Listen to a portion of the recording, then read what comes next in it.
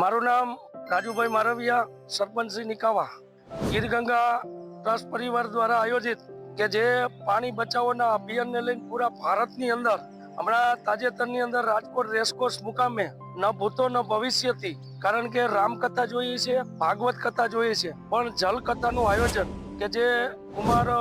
વિશ્વાસના અધ્યક્ષ સ્થાને એમના વક્તવ્યના આદેશ અનુસાર પૂરા ભારતની અંદર જલ બચાવો અભિયાન. આપણે ઘણીવાર જોઈએ છે કે જળ એ જીવન છે. લોકોને બધી વસ્તુ વેચાતી મળશે પણ પાણી મળવાનું નથી, અને આ ટ્રસ્ટ દ્વારા પૂરા સૌરાષ્ટ્ર, ગુજરાત અને પૂરા ભારતની અંદર એક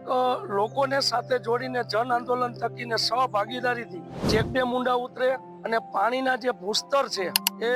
વધુમાં વધુ તળ ઊંડા ચાલ્યા જાય છે. જ્યારે 50 ફૂટનું તળ હતું તે અત્યારે 500 ફૂટનું વહી ગયું છે. ભવિષ્યની અંદર સમય એવો આવશે કે પાણીની ખૂબ જ જરૂરિયાત છે પણ તળ ઊંડા વહી ગયા, તો ખૂબ જ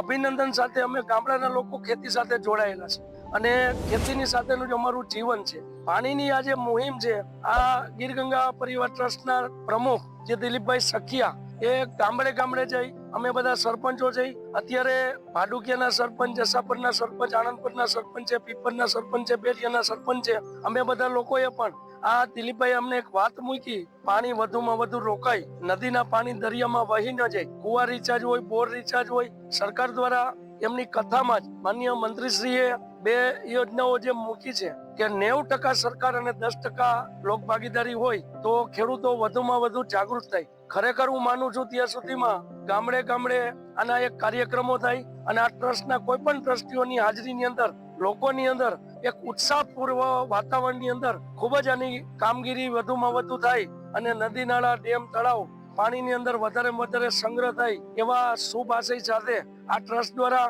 અમારા કાલાવડ તાલુકાના આજે પેલું જ ગામ આણંદપર ખાતે હિટાચી જેવું અવળું સાધન ગામને અર્પણ કરીને જ્યાં સુધી આ કામગીરી ચાલુ રહે, આ ગામથી બીજા ગામની અંદર આવા શુભ આશય સાથે જ્યારે અમને મદદરૂપ થવા માટે ગામડાના હોય, ખેડૂતો હોય, ખેતી સાથે સંકળાયેલા કે પીવાના પાણીના પ્રશ્નો હોય, તો આ લોકોએ જે જહેમત ઉઠાવી છે એને અમે બધા સરપંચો વતી, તાલુકા વતી ખૂબ ખૂબ સહૃદયથી આવકારી છીએ અને એમનો આભાર માનીએ છીએ. અસ્તુ, ભારત માતા કી જય.